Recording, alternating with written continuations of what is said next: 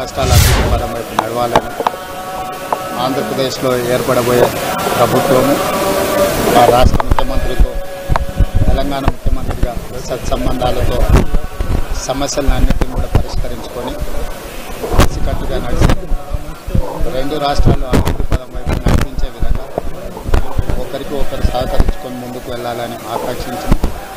అదేవిధంగా తెలంగాణ రాష్ట్ర ప్రభుత్వం తరఫున ఒక సత్రం నిర్మాణం కళ్యాణ మండపం నిర్మించి తెలంగాణ నుంచి వచ్చే భక్తులతో కాకుండా దేశం నలుమూలల నుంచి స్వామివారిని సందర్శించుకునే భక్తులందరికీ కూడా సౌకర్యాలు కల్పించడంలో తెలంగాణ రాష్ట్ర ప్రభుత్వం కూడా భాగస్వామ్యం తీసుకోవాలనుకుంటుంది.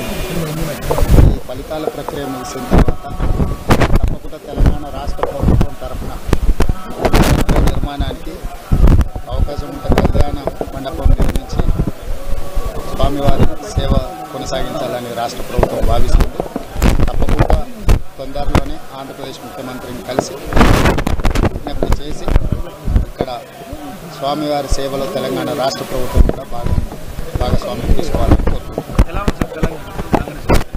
డెఫినెట్గా మీరే చూస్తున్నారు, మేము చెప్పేది ఉంది. ఇక్కడ కొండ మీద రాజకీయాలు